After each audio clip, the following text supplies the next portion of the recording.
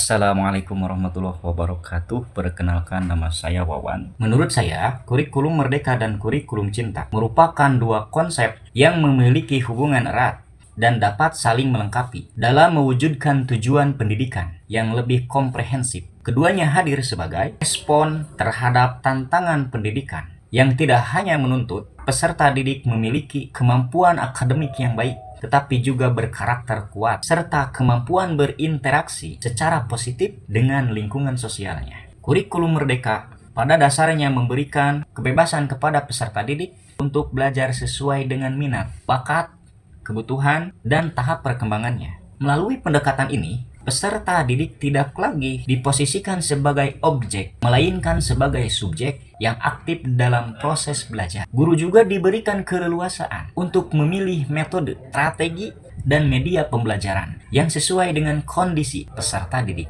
Dengan demikian, proses pembelajaran menjadi lebih fleksibel, menyenangkan, dan bermakna. Di sisi lain, kurikulum cinta menekankan pentingnya nilai-nilai kemanusiaan, kasih sayang, empati, toleransi, gotong royong, serta penghargaan terhadap keberagamaan. Kurikulum ini berupaya menanamkan kesadaran bahwa pendidikan bukan hanya tentang transfer ilmu pengetahuan, tetapi juga tentang pembentukan karakter dan akhlak peserta didik. Melalui nilai-nilai cinta, peserta didik diharapkan mampu membangun hubungan yang harmonis dengan sesama manusia, lingkungan, dan Tuhan Yang Maha Esa. Apabila dibandingkan, kurikulum merdeka memiliki struktur yang lebih jelas dan sistematis karena telah dilengkapi dengan capaian pembelajaran, tujuan pembelajaran, asesmen, serta proyek penguatan profil pelajar Pancasila. Komponen-komponen tersebut memudahkan guru dalam merancang dan melaksanakan pembelajaran secara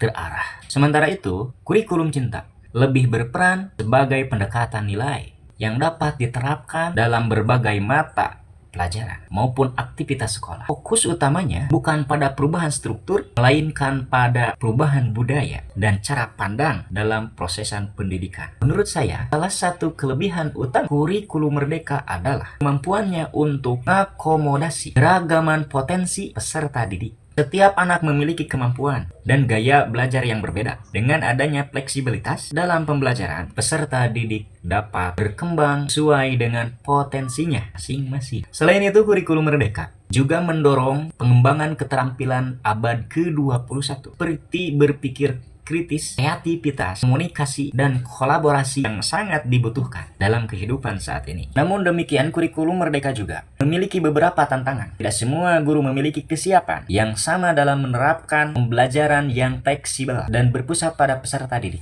Sebagian guru masih terbiasa dengan metode pembelajaran yang konvensional yang berfokus pada penyampaian materi. Selain itu, keterbatasan sarana dan prasarana di beberapa sekolah juga dapat menjadi hambatan dalam pelaksanaan kurikulum merdeka secara optimal. Sementara itu, kelebihan kurikulum cinta terletak pada kemampuannya membangun karakter peserta didik. Di tengah berbagai permasalahan sosial seperti perundungan, toleransi, kekerasan, dan menurunnya kepedulian, pendidikan berbasis cinta menjadi sangat relevan. Nilai-nilai cinta dapat membantu peserta didik mengembangkan empati, menghargai perbedaan, serta membangun hubungan sosial yang baik. Karakter seperti ini sangat penting untuk menciptakan masyarakat yang damai dan harmonis. Meskipun demikian, penerapan kurikulum cinta ini menghadapi tantangan tersendiri. Keberhasilan pendidikan karakter tidak dapat diukur secara instan seperti hasil ujian akademik.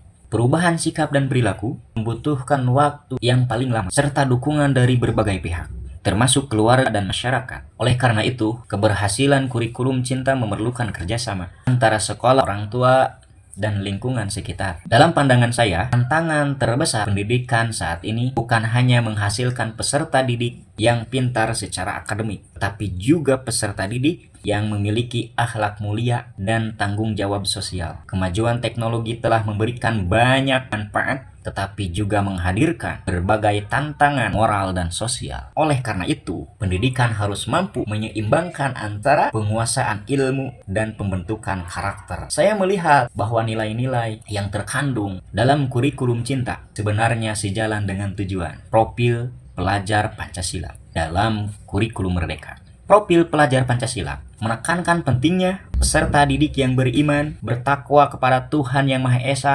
berakhlak mulia, berkebinekaan global, mandiri, bernalar kritis, dan kreatif. Nilai-nilai tersebut memiliki kesamaan dengan prinsip-prinsip yang dikembangkan dalam kurikulum cinta. Karena itu, saya berpendapat bahwa kurikulum cinta sebaiknya tidak dipandang sebagai kurikulum yang terpisah dari kurikulum merdeka. Sebaliknya, kurikulum cinta dapat menjadi ruh atau jiwa yang memperkuat implementasi kurikulum merdeka. Kebebasan belajar yang diberikan oleh kurikulum merdeka perlu diarahkan oleh nilai-nilai cinta agar menghasilkan peserta didik yang tidak hanya cerdas, tetapi juga memiliki kepedulian terhadap sesama. Sebagai penutup, saya menyimpulkan bahwa kurikulum merdeka dan kurikulum cinta merupakan dua konsep yang saling melengkapi. Kurikulum merdeka memberikan ruang bagi peserta didik untuk berkembang sesuai potensinya. Sedangkan kurikulum cinta memperkuat dimensi karakter melalui nilai-nilai kasih sayang, empati,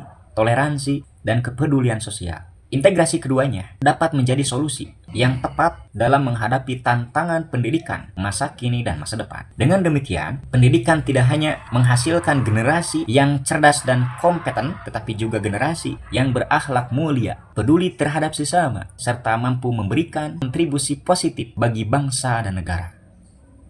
Cukup sekian dari saya. Wassalamualaikum warahmatullahi wabarakatuh.